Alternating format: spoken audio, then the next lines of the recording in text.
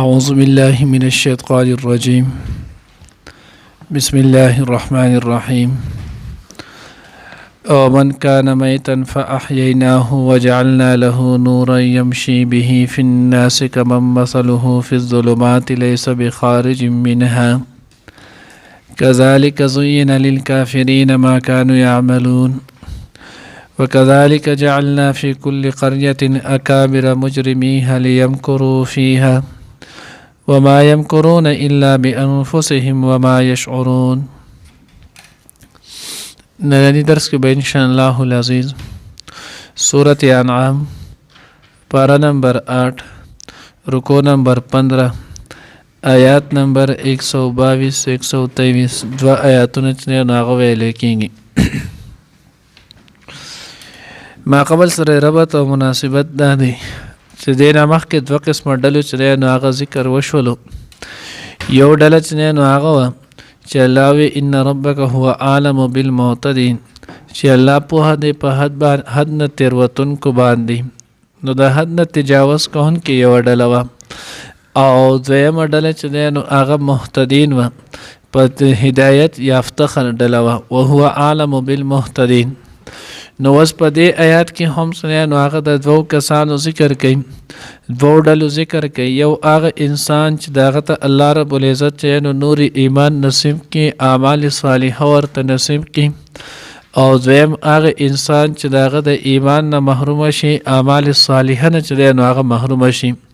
نو الله رب العزت وایي او من کان میتن، آیا هغه سړی چې هغه مړ ولو فاحییناه او هغه مونږ ژوندی کړلو، نو دا او هغه کسو کما مثله فی الظلمات لیس بخارج منها، او هغه کسو چې هغه په تیارو کې نه دی د هغې نه وتونکی. دا دواړه چې دی نو هغه یو شانتي دي؟ نو دا دواړه یو شانتي نه دي. کم سړی چې د نوري ایمانی نه چې دی نو هغه محرومه دی، الله رب العزت د دغه انسان نه تعبیر چې دی نو هغه په مړي سره وکړلو، او کم انسان چې په نوري ایمانی سره چې دی نو هغه منور دی، الله رب العزت د دغه انسان تعبیر چې دی نو هغه په سره وکړلو ژوندي سره. نو اوس گویا الله دغه ته مړی وي. اوس د مړی مثال نو تاسو وګورئ دنیا کې چې نو هغه په یو عقلمند سړي باندې هم دا خبره مخفي نه ده چې کم شیز خپل مقصد پرېږدي نو دغه شیز ته خلک بیکاره مړ ویلی کېږي دغه شیز ته، او بیا د دغه شیز سزا چې دی نو هغه اور وي. مالټه چې دی نو هغې کار دا دی چې دا به ټول عمر مالټه نیسي. که دی مالټې نیول پرېښودل او دی نارنج نیول چې دی نو هغه شروع کو خلک یې لرې کوي. میوهدار بوټی چې دی نو هغه به دی به همیشه میوه نیسي. که دا میوه پرېښودل او میوه یې نه نیوله نو بیا دغې ته خلک وایي دا مړ دی، دا ختم دی. دی چې دی نو هغه بیا وهلی کېږي، دی اور ته چې دی نو هغه سیلمه کولی کېږي. داسې د دنیا نظام کې چې هر یو شی څو کتلی شي چې دی کم د خپل مقصد اصلي نه دی هټ کر روان شي، نو د دغې شیز بیا چې دی نو نوم نشان ختمیږي، دی بیا چې دی نو بې مقصده شي. همدغه شانتې انسان د انسان مقصد اصلي چې دی نو هغه د الله رب العزت بندګي ده. ما خلقت الجن والانس الا لیعبدون. نو که دی د الله عبادت کوي، دی د الله په وحدانیت باندې قائم او دائم وي، نو دا انسان بیا ژوندی دی. دی انسان نه چې نو هغه به خیر خورېږي، دته به ذاتي هم فایده وي، او د د ذاتي فایدې نه چې نو هغه نور خلکو ته به هم د د ایمان نه چې نو هغه به څه کېږي فایده میلاویږي. خو که کم انسان داسې نه ولو د نو نور ایمانی قبول نه کو، ایمانی قبول نه کړو، ایمان دی اعمال صالحه چې دی نو هغه یې نشته، نو دا سړی چې نو هغه بیا په شان د مړی دی، د خپل ذات ته هم فایده نشته او نور ته چې نو هغه هم د نه فایده چې نو هغه نشته دی. او وګورئ حدیث مبارکه کې هم دقه راځي چې زین مثل الذی یذکر ربه والذی لا یذکر ربه.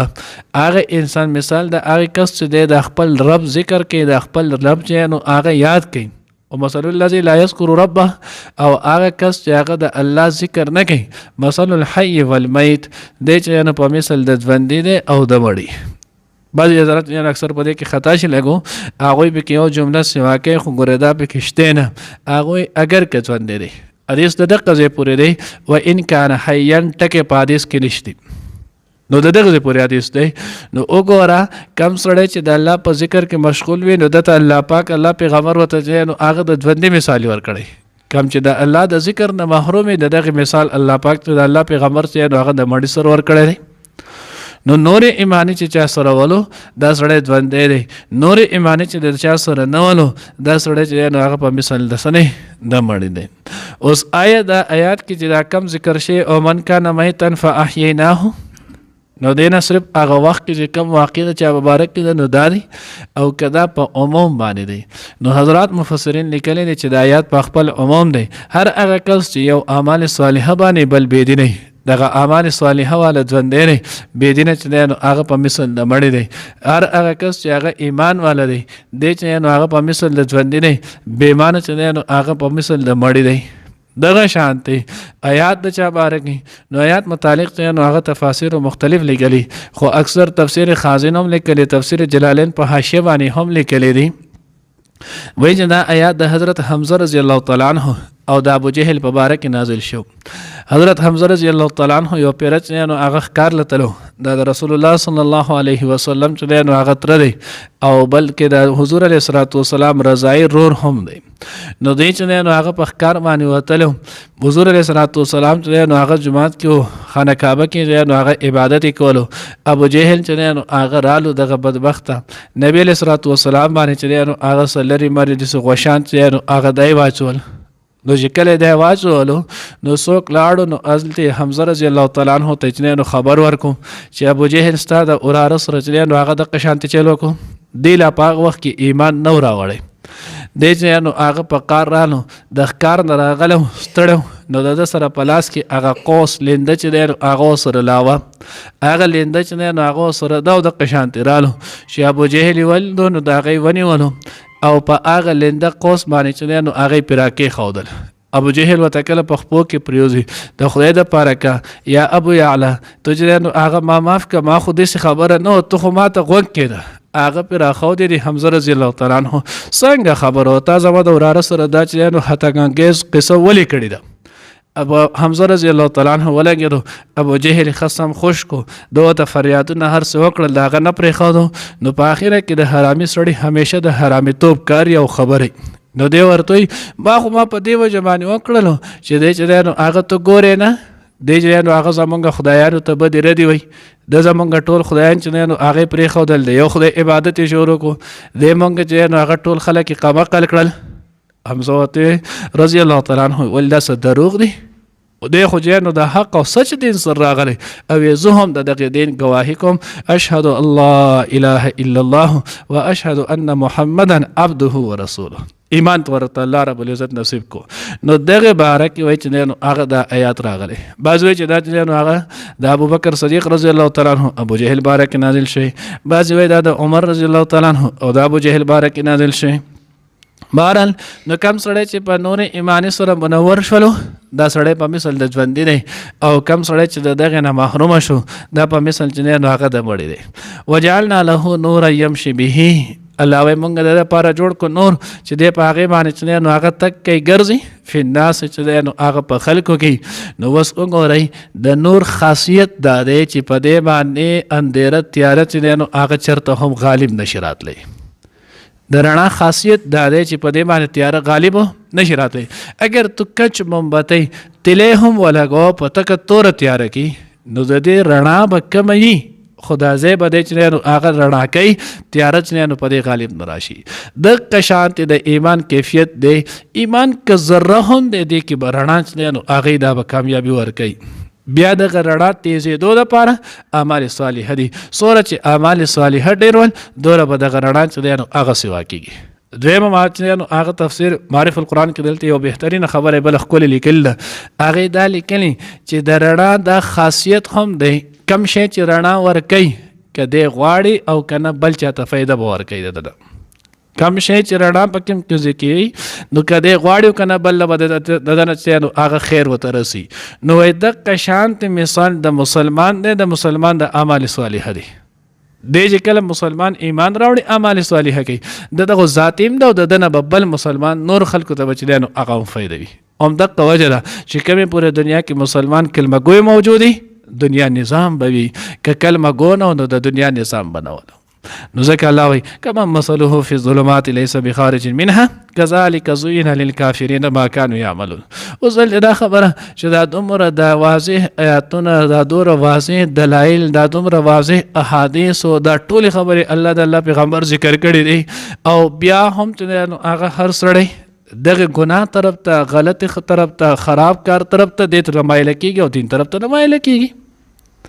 الله وی دا ورته الله پاک زینا دا الله پاک دغه کافرانو ته ګناهګار ته د دې دغه غلط عمل چې دی نو هغه ښایسته ښکاره کړی دی. الله دې موږ د دغې نه وساتي.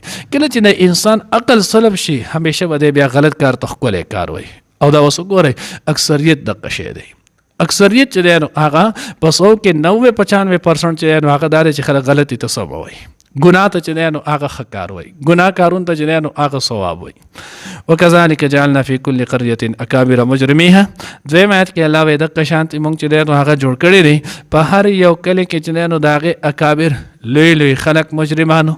کله چې انسان ته مال او دولت میلاو شي دته عهده او دبدبه میلاو شي نو تاسو وګورئ د دې خاصیت اکثریت دغه دی چې دی په هغې کې ګناه کوي په خپله هم ګناه کوي نور خلک هم دا کوي.